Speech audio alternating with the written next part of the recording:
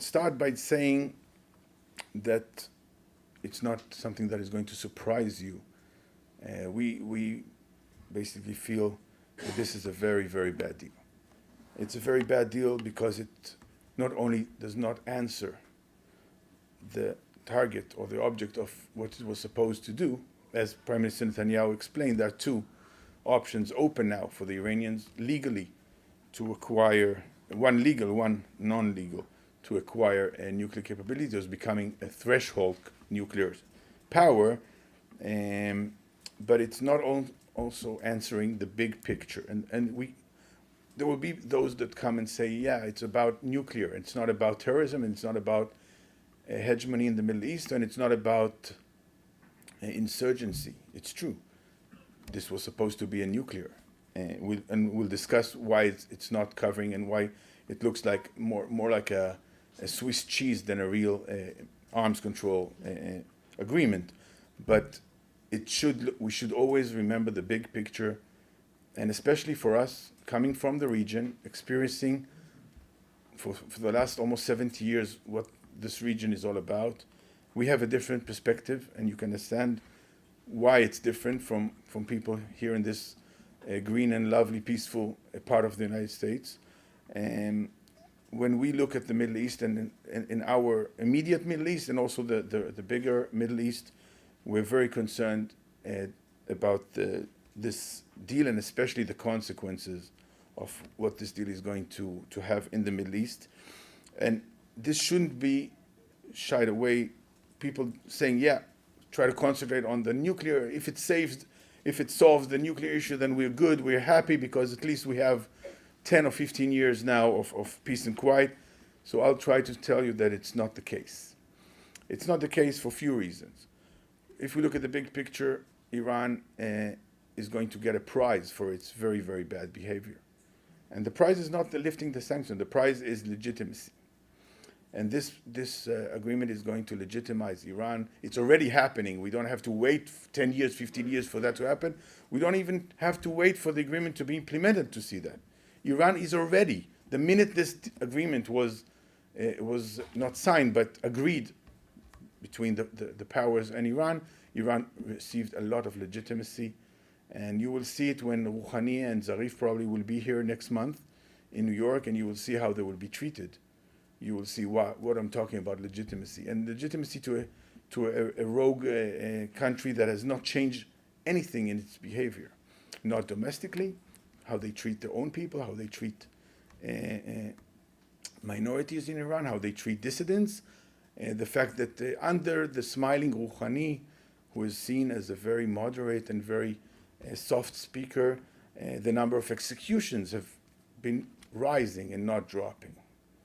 And that's domestic. We're not talking about what they do in the region. We're talking about Iran that while it was negotiating this deal for the last almost 2 years, it's continued to meddle in the Middle East in at least 5 different countries: Syria, Iraq, Yemen, Sudan. Look what they're doing in Sinai and Lebanon and so on. While these negotiations were going on, Iran continued to rearm and supply Hezbollah, its biggest proxy in the Middle East, with more sophisticated weapons that have only one target, that is cities in Israel. All those 70 or 100,000 rockets and missiles that are deployed in southern parts of Lebanon are not for any other place. They all have targets in Tel Aviv, Jerusalem, Haifa, Beersheba, and other cities in Israel. And Iran was supplying them in the last 2 years with kits to make it more accurate and more lethal. While the negotiations were going on, Iran continued to support terrorism around the Middle East, in the world. They were trying to kill our ambassador in Baku and our ambassador in Georgia and in Thailand. So this is the same Iran that we're talking about that is going to be legitimized by this deal. And let's talk a little bit about the deal itself. You've heard how Prime Minister Netanyahu was describing that this deal basically paves the way for Iran to reach the bomb. They just have to choose which path they prefer, to cheat during those years and to continue their R&D and reach the threshold or becoming a threshold, or to just wait, be the nice boys that they are seen in the media right now, Zarif and Rouhani and all those people around them that were negotiating in Lausanne and Vienna, keep the agreement, do everything under the agreement, and in 10 or 15 years, they will become a threshold country with full international legitimacy, with a full capacity nuclear program, legitimate and legal. And even President Obama, when he was asked, he said very clearly, this is, in 15 years, probably, their breakout time will be 0. So 15 years is not a lot of time. I know that it's nice to buy time, and in the Middle East, sometimes buying time is the only thing you can do, but this is not a lot of time. 10 or 15 years is nothing. Just remember that the 9/11 attack happened 14 years ago, and people still are living this. It's nothing. 15 years is nothing. And as we live in that region, we understand that time is not, 15 years is nothing. And the deal has so many loopholes, so many problems. Maybe it does close all those inspections and control of the IEA inspectors on all those sites that are declared sites. Maybe. Not everybody's 100% sure, but maybe.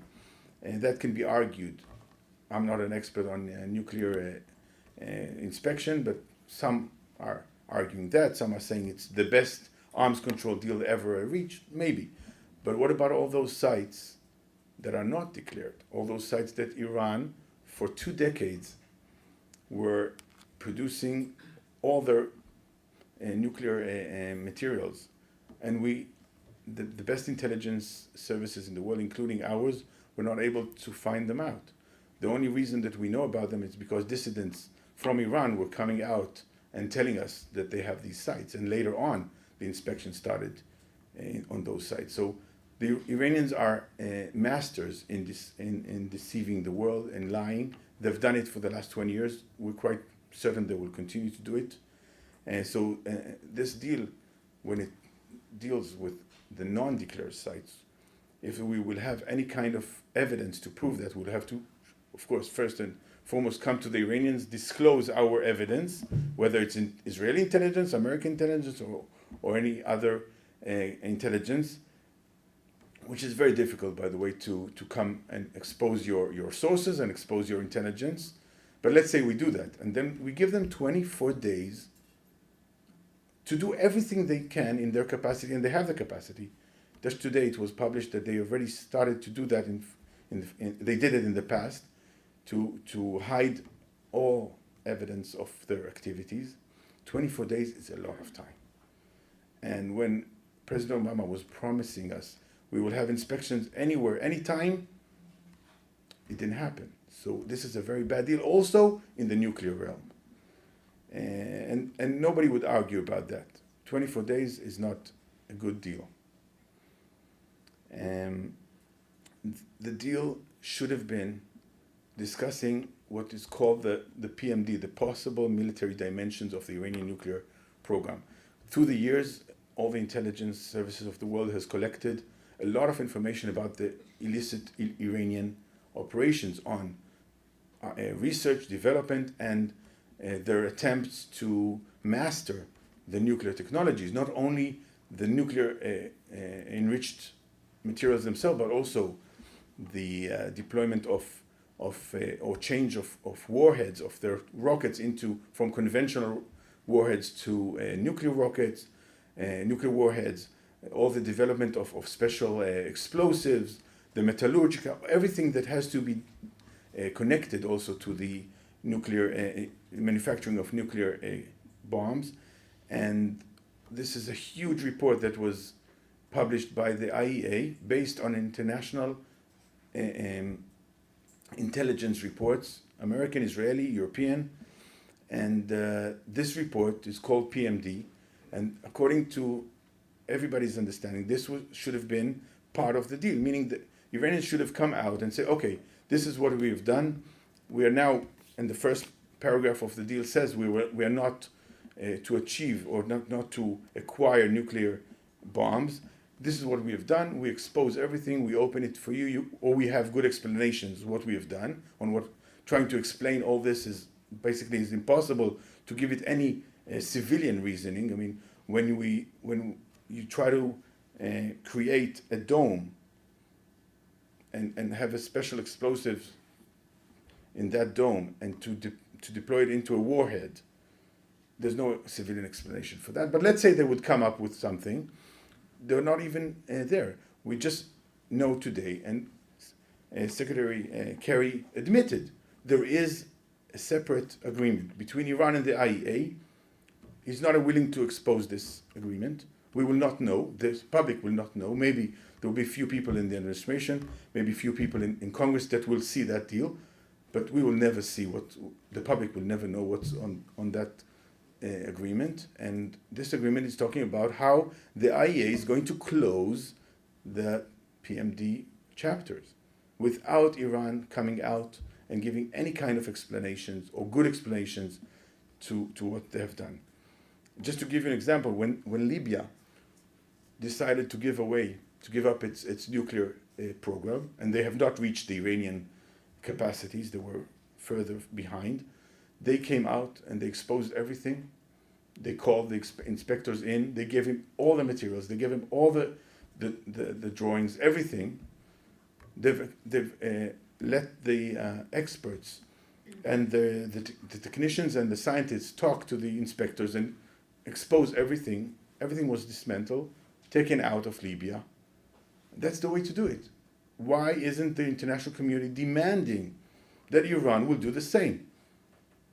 And we know that the PMD paragraph is going to be, the PMD report is going to be closed without disclosure. That's not a theoretical, by the way, it's not a theoretical risk to Israel, because one paragraph in that PMD report talks about how the Iranians have been testing or researching how to change the warhead of Shihab-3 missile. Shihab-3 missile is an operational missile that Iran has been using since 2003 with a range of about 1,200 kilometers, can reach every place in Israel, and has been, if you see their parades every year, when they show the missiles on the streets of Tehran, most of those missiles have on them writings in Arabic saying destroy Israel or specific cities in Israel. So this is not a theoretical risk, and they have been working on changing the warhead on that specific missile from a conventional one to one that can contain a dome, and the dome, there's only one missile that contains a dome, that's a nuclear missile. And we know that this missile can reach every part of Israel, so we have a real reason to be very worried. It's not a theoretical, it's not an essay that somebody writes for his dissertation in the university. This is something very eminent, very real for every Israeli citizen. So the fact that we see all these failures and we see the consequences of the deal on the region in general, and it was very nice to listen to the president yesterday talking about the people that were against the deal are the same people that were supporting the Iraqi war. But he forgot to mention that there were others that were also supporting the Iraqi war. Hillary Clinton, Vice President Biden, and Hagel, they all supported the Iraqi war. So it's not, there's no comparison between the two. What happened in the Iraqi war happened in the Iraqi war. It has nothing to do with what is on the table today. And the fact that most of you probably remember in 1981, there was a very brave prime minister in Israel called Menachem Begin. He was alone, by the way, the same way that Obama described Israel yesterday. Menachem Begin was alone, and he decided, although he knew that there's going to be a lot of international rejection to this move, and there will be a lot of consequences that Israel will have to see from this move, he decided to send the Israeli Air Force and to attack the nuclear site of Iraq. And God saved that move, because 10 years later, when the American forces and the Allied forces, when they go into Iraq, Iraq was not a nuclear state, but it could have been one if that wouldn't happen. And he came after that, and President Reagan was furious. And there were a lot of actions taken against Israel because of that attack. And Israel was alone, but it doesn't mean that if you're alone, you're wrong. It doesn't mean. Being alone sometimes is the right thing to do. And we're sorry to be alone here, but by the way, we're not alone. And the fact that the whole Gulf and Saudi Arabia and Egypt and Jordan are not vocal doesn't mean that they are supportive of this agreement. They have decided to take a different approach, but when you look at their talking points, when we talk to them, when others talk to them, they're exactly on the same page as Israel. The fact is that they've decided to work in different policy, but they're more concerned than Israel, especially the Saudis. And they have their means, and they will probably do that if Iran, if this deal goes through, and Iran will get this special golden opportunity that as an NPT member state, she will be the only one to have this kind of special rules.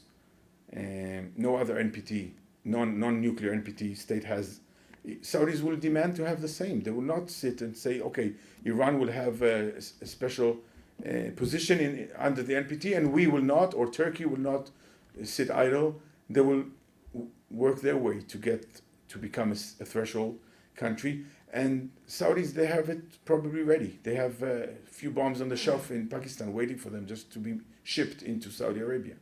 So we're looking into, instead of stopping one country that has aspirations to become nuclear, we're going to have more proliferation of nuclear capabilities in the Middle East. Not now talking about the conventional arms race that is already starting as we speak, when those Gulf states and Saudi Arabia are discussing these packages of upgrading and resupplying them with new and modernized American technological weapons, new airplanes and new missiles and new air defense systems.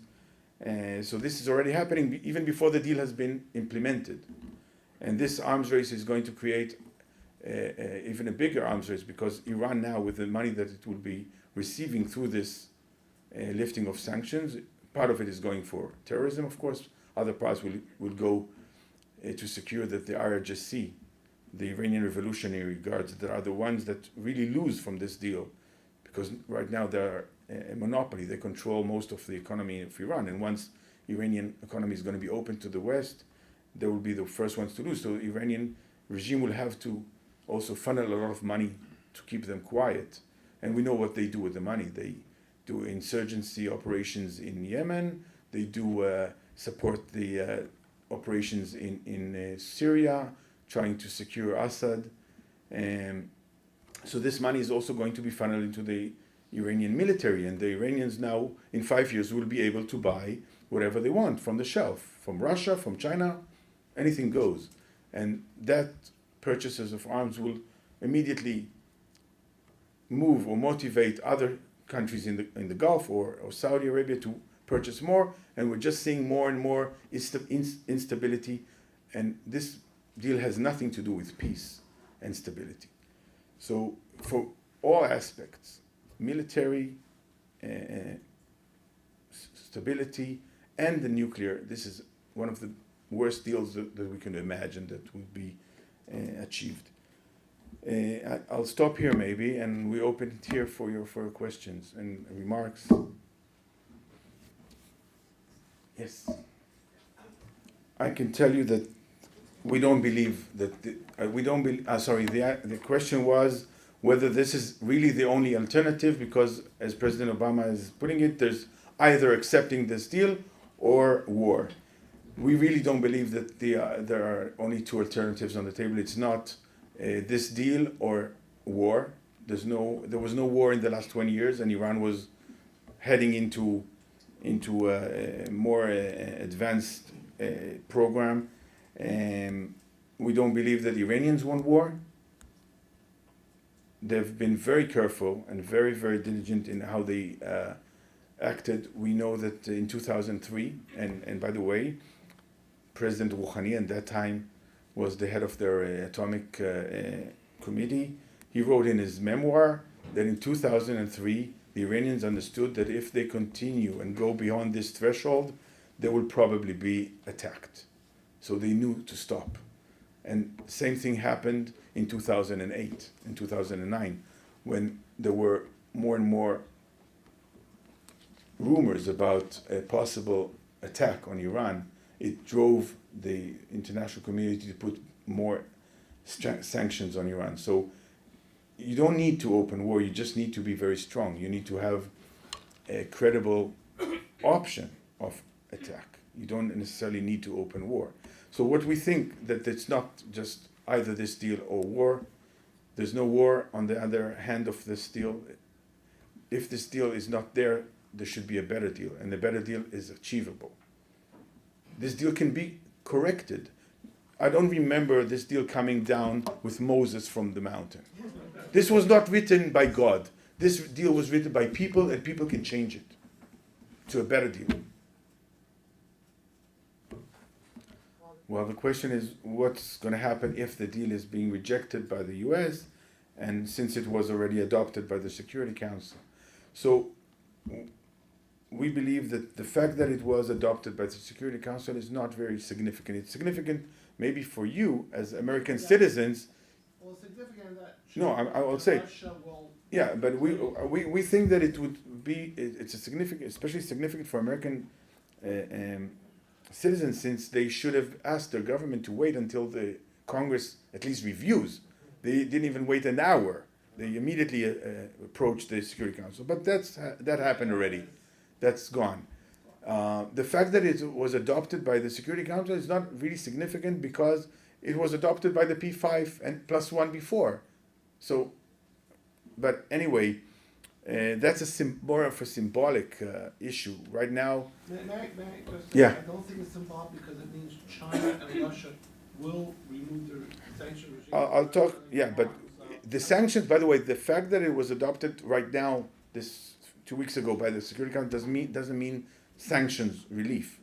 The sanction relief, according to the deal, should come only after the IEA is cleared that Iran has stood to all the paragraphs of the deal. And that is maybe in a few months' time. So I think that we have to realize two things. First, it might harm the sanctions, the fact that the US is out of the deal. It might. You might think that the Chinese and Russians would rush to Iran to be the first to do business, to take opportunity. It might happen. I would beg to differ, saying that if America is not on board, and American banks and American economic system is not on board, and the sanctions, American sanctions, are still on, I would see very few companies in the world, very few countries in the world that would advise their businessmen to do business with Iran. There would be, of course there would be, but very few. Very few, because you have to be very proud of your economy and your strength, and the American economy is much more significant than all economies combined together. And if the Americans are not on board, the Europeans, I don't see any legitimate European company that would go and risk doing business in Iran while their board would ask them question, why aren't the Americans there too? What's the implication on our shares in NASDAQ? What is the implications on our markets in the US? So you have much more power than you think you have. You do. That's the fact. We've seen it. The sanctions were very, very, very strong, and they became stronger when SWIFT was introduced, because nobody can do any transaction without SWIFT. And if SWIFT is still an American tool, then the Iranians are doomed. So maybe there will be a lot of cry by the international community that the Americans are not on board. There will be some diplomatic implications, but at the end of the day, the sanctions will be very strong still. And just to tell you one thing, the Iranians need this much more than you do. This is something that everybody, even President Obama knows that. So maybe they will not come immediately back to the table. Maybe it will take a year or two, but they will crawl back to the table because they need it. And they need America to be on board. There's no other way. The question was, would the situation that occurred during the Cold War of mutual assurances, or mutual assured destruction, or the kind of tit for tat that existed between the US and the Soviet Union can exist between Iran and Israel or the Middle East? So it's more of a philosophical question, and maybe to be discussed in faculties for international relations. There are people that say, yeah, this is the solution. If Iran becomes nuclear, then when other powers in the Middle East become nuclear, it will be a kind of a balance of powers. I don't want to go there, and I don't want to get there. The fact that the Middle East had no nuclear capabilities until now was good, because we've seen what happened without nuclear capabilities. By the way, in the Middle East, most of the people die not from nuclear weapons. They die from guns and knives, and millions of them lost their lives all over the Middle East. I don't want to just to think what will happen when the most dangerous regime, the most rogue regime existing on earth today would have also the capability, the most deadliest and lethal capability. By the way, Iran doesn't need necessarily to use the bomb. Just having it is going to create a huge impact. We've seen what happened today when Iran hasn't achieved that capability yet. Well, just imagine what will be their audacity when they have it. So I'm not sure it's something that we can really predict. I can tell you that the Iranian regime is not a crazy regime. They're not. They use logics, and they're very responsible in the way they see their interests. So there are people that can say that it might work. I don't think that we have to go there at all. Thank you.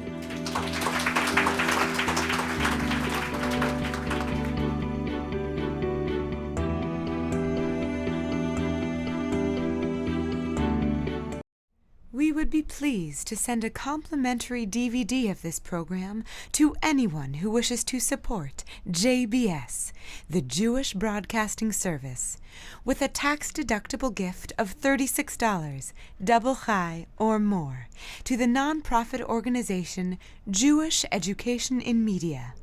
Simply visit the JBS homepage and click on the Donate button to make a donation by PayPal or your credit card. And please indicate the program for which you would like a DVD. Or you can send your tax-deductible check made out to Jem, Post Office Box 180, Riverdale Station, Bronx, New York 10471. And again, please remember to indicate which program you would like to receive with our compliments. And we thank you for your kind support.